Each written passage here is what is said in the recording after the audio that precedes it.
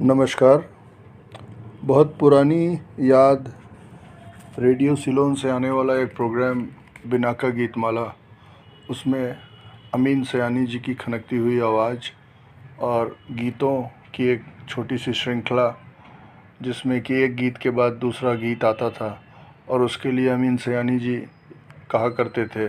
कि अगली पादान पे। इस एपिसोड को हम लोग इन्वेस्टमेंट के संदर्भ में अगली पादान कहते हुए इस एपिसोड में यह डिस्कस करेंगे कि स्टॉक मार्केट में स्पेशली मोड ऑफ इन्वेस्टमेंट या इन्वेस्टमेंट करने के तरीके कौन कौन से होते हैं। तो बहुत कॉमन प्रचलित सा एक शब्द है कि स्टॉक मार्केट में इन्वेस्ट करने के लिए तमाम छोटे बड़े शहरों में आज की डेट में बॉम्बे स्टॉक एक्सचेंज या नेशनल स्टॉक एक्सचेंज से जुड़े हुए उनके ब्रोकिंग मेंबर्स जो उसके सदस्य होते हैं, उनके अपने ऑफिसेज होते हैं या उनके कोई फ्रेंचाइजी होते हैं जो अपने पास नेशनल स्टॉक एक्सचेंज अर्थात एनएससी अथवा बीएससी बॉम्बे स्टॉक एक्सचेंज के टर्मिनल का संचालन करते हैं। इन टर्मिनल पे या इन ऑफिसेज में जाके कोई भी इन्वेस्टर अपना एक अकाउंट केवाईसी नॉर्म्स को पूरा करते हुए खोल सकता है, जिसके तहत उसका एक डीमैट अकाउंट और एक ट्रेडिंग अकाउंट खोला जाता है। और जब उसको एक यूसीसी यानी यूनिक क्लाइंट कोड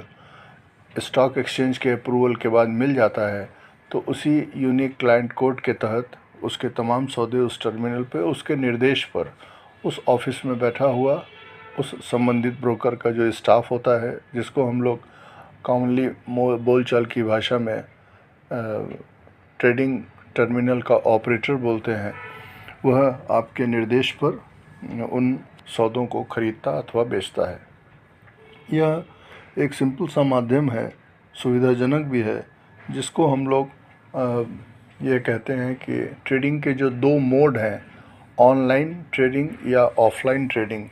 तो टर्मिनल के थ्रू किया जाने वाला इस प्रकार का जो सौदा होता है उसे ऑफलाइन ट्रेड कहते हैं। मतलब इन्वेस्टर के द्वारा डायरेक्ट उसमें पार्टिसिपेशन नहीं किया जाता,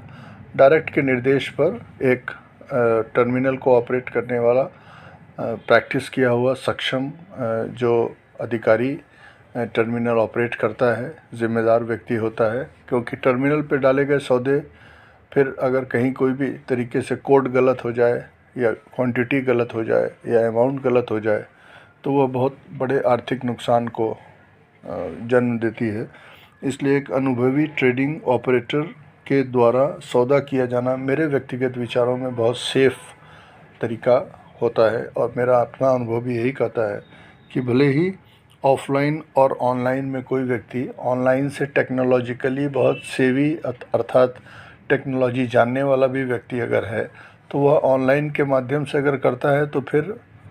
बहुत सी ऐसी ऑनलाइन कंपनियां हैं जिनका बहुत बड़ा करोड़ों करोड़ इन्वेस्टर्स का भारत में नेटवर्क है। तो ऑनलाइन सर्विसेज में शायद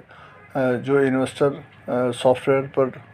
या किसी मोबाइल ऐप पे जाके ट्रेडिंग करता है, उसके पास कोई मैनुअल ऑफिस या कोई ऐसा व्यक्ति तुरंत में नहीं होता जिससे वो एकाएक आई हुई किसी अपनी परेशानी को शेयर करे या तुरंत से फीडबैक ले सके।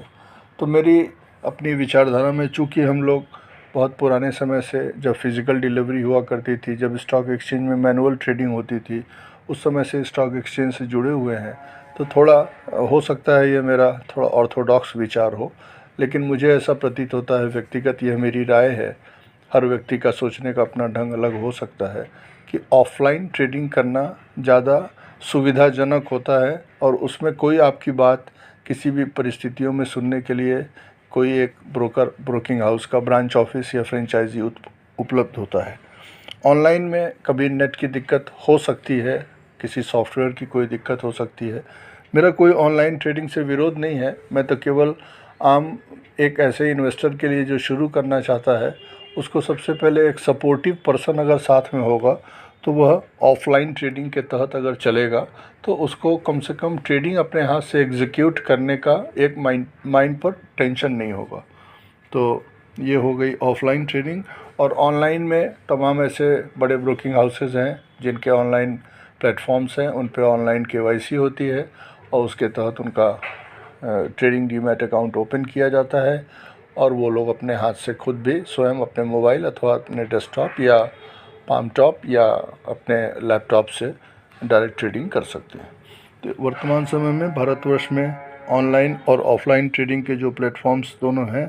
उसमें नेशनल स्टॉक एक्सचेंज और बॉम्बे स्टॉक एक्सचेंज दोनों की ही ऑनलाइन या ऑफलाइन ट्रेडिंग हुआ करती है। मोड ऑफ इन्वेस्टमेंट अर्थात इन्वेस्टमेंट करने के तरीक़ों के लिए संक्षिप्त तौर पर यही दो माध्यम हैं जो बहुत ज़्यादा प्रचलित हैं और मेरा अपना व्यक्तिगत विचार है कि ऑफ़लाइन से शुरू करना चाहिए और अगर कंफर्टेबल स्थिति हो जाए तो आदमी ऑनलाइन ट्रेडिंग पर भी जा सकता है। बहुत ढेर सारी शुभकामना। ऑफ़लाइन हो या ऑनलाइन हो, व्यक्ति को मुनाफा होना चाहिए, देश की समृद्धि में उसका योगदान होना चाहिए और एक खुशहाल भारत की